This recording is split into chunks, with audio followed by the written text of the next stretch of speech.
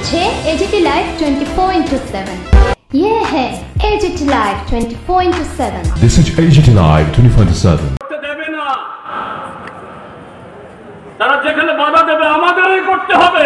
আজকে যেমন আপনারা করেছেন, এই জায়গা থেকে আমরা জনসভা করছি, এটারও অনুমতি ছিল না, আমরা করেছি।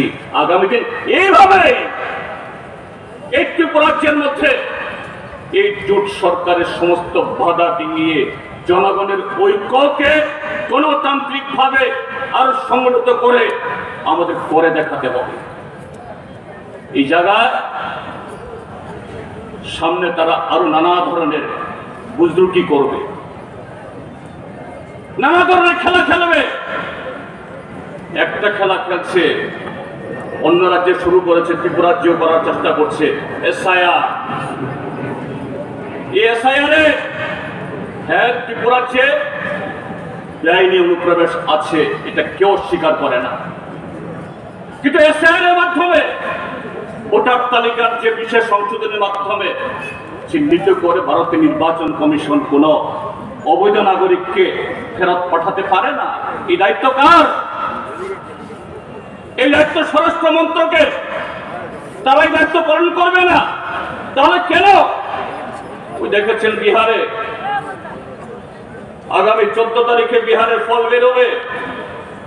আমরা যা খবর বার্তা পাচ্ছি, যদি সেরকম ভাবে বিহারের জনগণ তাদের সমস্ত চক্রান্ত এটাকে রুখে দিতে পারে, অনিবার্যভাবে বিহার থেকে শুরু হবে ভারতবর্ষে বিজেপি সরকার। আজকে 10 তারিখ, মাঝখানে মাত্র আর 3-4 দিন বাকি আছে। যাই হোক, এখান থেকে আমি তো ঘনক নই, ফলাফল সে বলে দিতে পারি না, কিন্তু তার সমস্ত আভাস আমরা পাচ্ছি। কাজে তার জন্য ওই বিহারে এসআইআর করার চেষ্টা করেছিল, সবটা পারিনি, কিন্তু চক্রান্ত করেছে। এই ত্রিপুরাজ্যের মধ্যে ভারতীয় জনতা পার্টি এইভাবেই বিভাজনে খেলার চেষ্টা করছে। আর তার আরেক সরে ত্রিপুরা মাথা, এই রাজ্যকে greater Tripura land, no compromise, one last fight, ত্রিপুরাসা চুক্তি, ত্রিপুরাসা মুখ্যমন্ত্রী। আর কোনটাই যখন এখন আর ক্লিক করছে না, এখন নতুন স্লোগান দিচ্ছে ওয়ান নর্থ ইস্ট, ঐক্যবদ্ধ উত্তর পূর্বাঞ্চল। কিছুই না, মানুষের দৃষ্টিকে অন্যদিকে ধাবিত করার জন্য।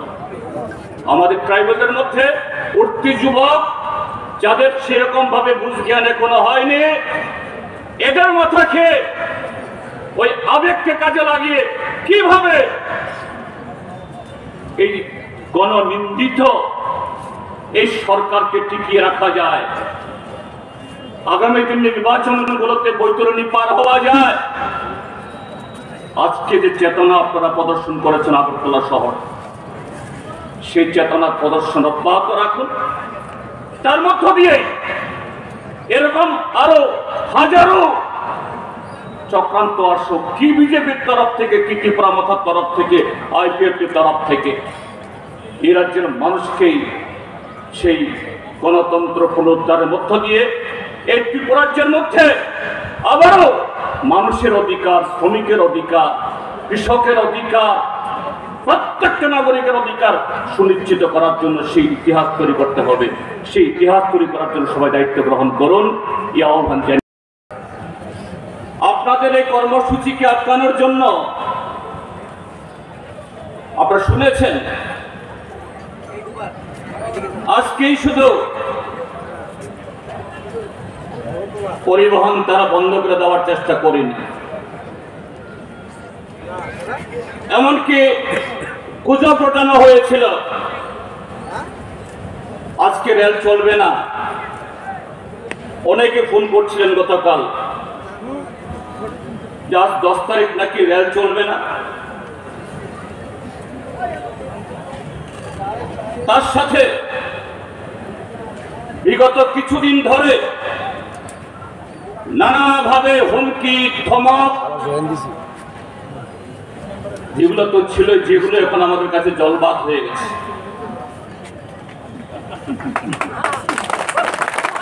এই যে সভা আমরা এখানে করছি, সিআইটিও তারা চায়নি এরকম রাজপথ আটকে এই সভা করার জন্য। সিআইটিওর রাজ্য সম্মেলনের তারিখ নির্ধারণ হওয়ার পর প্রকাশ্য কর্মসূচি হবে। প্রশাসনকে জানানো হয়েছিল আমাদের এই ত্রিপুরাজ্যের গণতান্ত্রিক আন্দোলনের যে এরকম বড় জনসভা, বড় কর্মসূচি সংগঠিত করার জন্য এটা শুধু এই ইদানিংকালে নয়, আজ থেকে আরো 40-50 বছর আগে থেকে রাজতন্ত্রের অবসান হয়ে যাওয়ার পর, গণতন্ত্রের সূচনা হওয়ার পর থেকে আজকের যে স্বামী বিবেকানন্দ ময়দান বা আস্তাবল ময়দান, আমি যখন স্কুলের ছাত্র আগরতলা শহরে তখন থেকে দেখে এসেছি সমস্ত কর্মসূচি সেখানে। পরবর্তী সময়তেও কিন্তু যে মাত্র তারা টের পেল এরকম একটা বড় সমাবেশ হবে, এখানে একটা মেলা লাগিয়ে দিল। কেন মেলা লাগাতে হবে? সেখানে 100 কোটি টাকা খরচ করে হাপানিয়াতে আন্তর্জাতিক মেলা সংগঠিত করার জন্য বিশাল পরিকাঠামো তৈরি করা হয়েছে। অন্য সব মেলা হতে পারে, এই সাধারণ কয়েকটা কোম্পানি জিনিস বিক্রি করার জন্য স্বামী বিবেকানন্দ ময়দান মাসের পর মাস, সপ্তাহের পর সপ্তাহ আটকে রাখতে হবে। আসল কথা হলো এই সরকার তারা ভীত, সন্ত্রস্ত, তারা পালাবার পথ খুঁজছে যে না, বিরোধী দলকে, গণতান্ত্রিক শক্তিকে, সিআইটিওর মতো এই শ্রমিকদের সাথে নিয়ে যারা আন্দোলন করেন তাদেরকে আটকাতে হবে। আজকে আপনারা যারা এখানে আসছেন কারা? চা বাগানের শ্রমিক, রাবার বাগানের শ্রমিক, নির্মাণ শ্রমিক, অসংখ্য ত্রিপুরাজ্যে তো সেরকম কলকারখানা নেই, অসংগঠিত ক্ষেত্রের শ্রমিক, সাথে ক্ষেত মজুর, দিন মজুর, জুনিয়া, বেকার যুবক। কি দাবি আপনাদের? আপনারা তো কারো কাছ থেকে অন্যায় আবদার করছেন না, অন্যায্য দাবি করছেন না, ভিক্ষাও চাইছেন না। আপনাদের শ্রমের বিনিময়ে তার শ্রমের মূল্য, আপনাদের শ্রম দিয়ে আজকে এ রাজ্যের পরিকাঠামো, এ রাজ্যের সমস্ত ধরনের যা কিছু উৎপাদন হয় তার বিনিময়ে আপনাদের রক্ত, ঘাম, শ্রম, মেধা, সেই মেধার দাম, শ্রমের দাম, রক্তের দাম চাইছেন, ভিক্ষা তো চাইছেন না।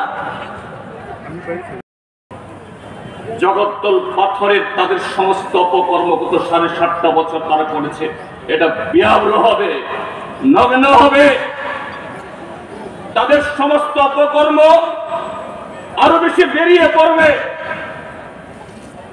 কাজী এরা বিদ্ধ। এটা শুধু আজকে এই আগরতলা শহরে না, ত্রিপুরাজ্যের আনাচে কানাচে সর্বত্র শুরু হয়েছে।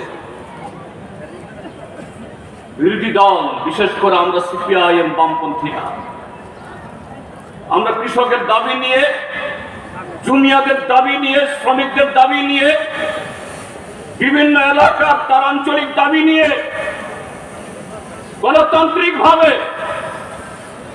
মানুষের দাবি তুলব, জনগণের দাবি উঠাবো।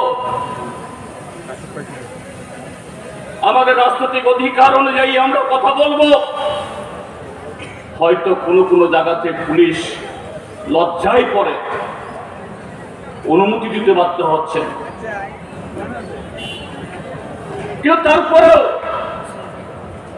সেই সভা শান্তিপূর্ণ সভা, গণতান্ত্রিক উপায়ে সভা, এটাকে আটকানি কি করে?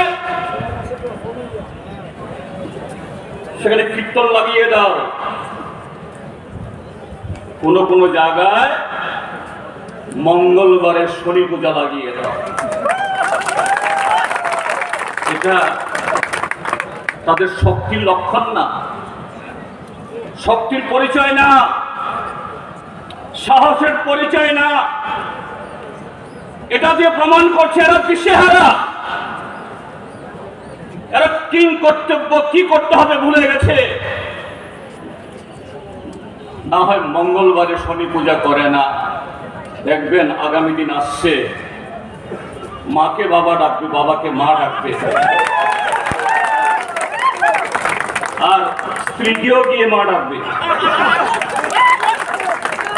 এই হলো আজকে ত্রিপুরার যে ভারতীয় জনতা পার্টি, ত্রিপুরা মথা এবং আইপিএফটি। মিথ্যা প্রতিশ্রুতে, কালো টাকা, তার উপর ভর করে সরকার এসেছে। কি রাজ্য সরকার, কি জেলা সুশাসিত জেলা পরিষদ, তাদের মধ্যে এখন দুর্নীতির প্রতিযোগিতা, লুটের প্রতিযোগিতা। এবং এটা কোন পর্যায়ে পড়ছে? একজন মন্ত্রী অবলীলায় বলছেন আমরা তো ঘুষ খাই। এবং এই ত্রিপুরাজ্যের যুব সমাজকে তাদের এই অপকর্ম এ থেকে যাতে যুব সমাজ এরা সংঘবদ্ধভাবে লড়াই না করে, তাদেরকে তাদের চরিত্র, তাদের মেধা, এদের ইচ্ছা শক্তিকে ক্ষণিকের জন্য হলেও অন্য পথে দাবিত করে দেওয়া যায় কিনা। আজকে ত্রিপুরাজ্য সারা ভারতবর্ষের মধ্যে ওরা কথায় কথায় একটা কথা বলে, এক ত্রিপুরা শ্রেষ্ঠ ত্রিপুরা। অন্য কোনো ক্ষেত্রে তো শ্রেষ্ঠ ত্রিপুরা হওয়ার কোনো লক্ষণ নেই এবং সেই পথে তাদের কোনো কর্মসূচিও নেই। কিন্তু নেশা কারবারে ত্রিপুরা এখন শ্রেষ্ঠ ত্রিপুরা, শ্রেষ্ঠ ভারত। নারী নির্যাতন, নারী পাচার, নারীদের উপরে যাবতীয় অপরাধে ভারতবর্ষের স্বরাষ্ট্র মন্ত্রকের যে বাৎসরিক report, national crime report bureau, Amit Shah যে দপ্তরের মন্ত্রী, সেই দপ্তরের রিপোর্ট থেকে বেরিয়ে আসছে এই সরকারের বেয়াব্য চেহারা। কাজেই মানুষকে বিভ্রান্ত করতে হবে, ঠেকিয়ে রাখতে হবে গণতান্ত্রিক কণ্ঠস্বর। শ্রমিকদের, কৃষকদের, যুবকদের, সমাজী মানুষের এটাকে দাবিয়ে রাখতে হবে। প্রথম ওই বাইক বাহিনী দিয়ে এটা সন্ত্রাসের রাজত্ব কায়েম করেছিল।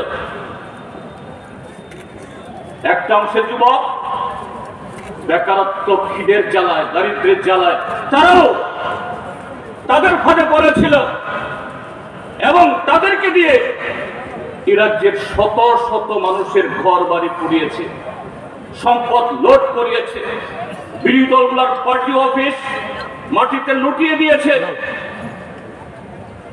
এবং মানুষের জীবিকা এখানে সিআইটি নেতারা বলেছেন কিভাবে মোটর শ্রমিক, অটো শ্রমিক, আশা কর্মী, স্কিম ওয়ার্কার এদের জীবিকা খতম করে দিয়েছে। তাদের দ্বারা, ওই সমস্ত যুবকদের দ্বারা, তারাও বুঝতে পারছেন না ভুল করেছে,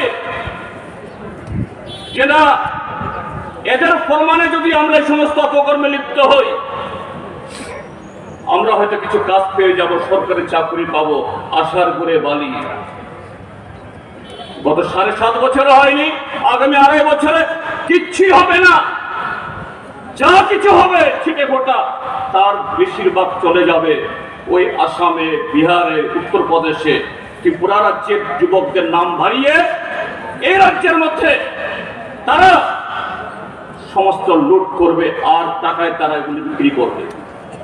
আর ত্রিপুরা যে যুবক শুধু যারা বিরোধী দলের তারা তো পাবেই না, শাসক দলের হয়ে যারা কাজ করেছেন তারাও দাঁড়িয়ে দাঁড়িয়ে শুনে তাদের দেখতে হবে এগুলো।